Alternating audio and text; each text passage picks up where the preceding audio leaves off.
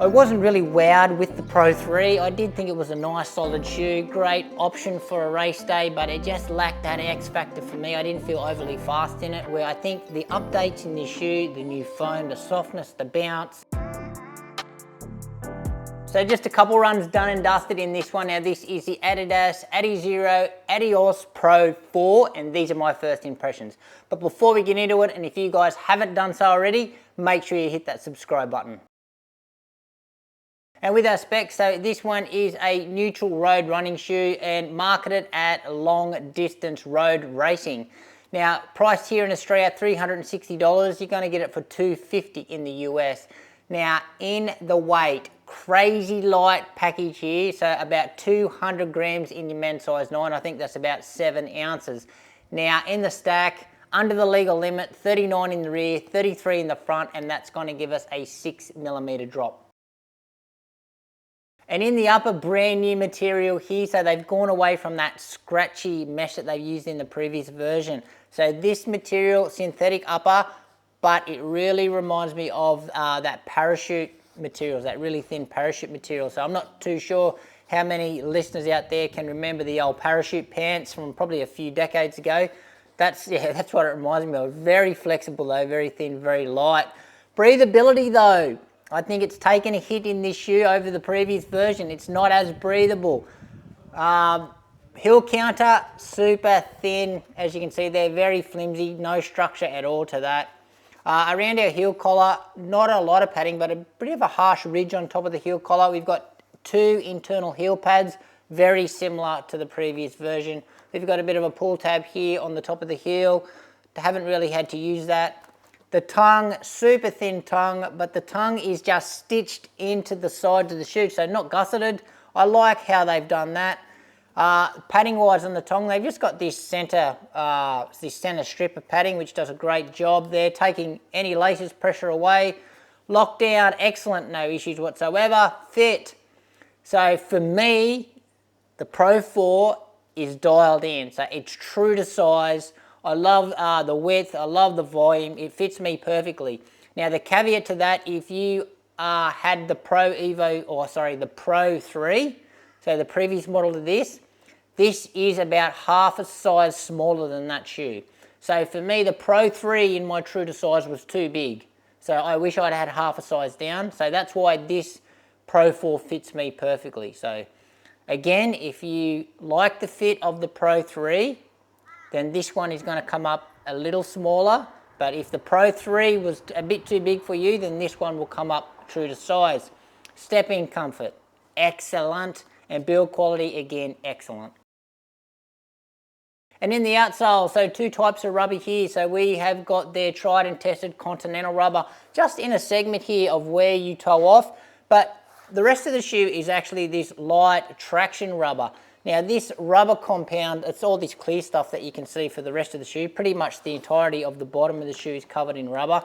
But it's super thin and it's really, really soft. So it takes absolutely nothing away from the ride.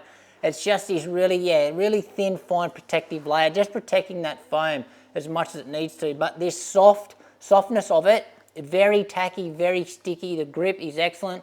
We've also have got a bit of tread pattern in this rubber that wasn't evident in the previous versions. But for me, grip, absolutely excellent here.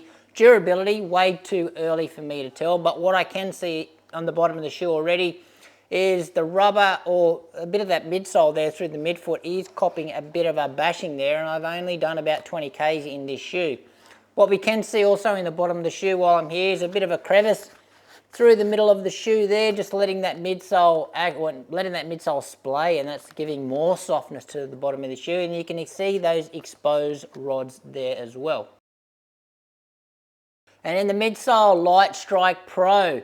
But brand new formulation here, because this Lightstrike Pro is much softer, much squishier, much more compliant.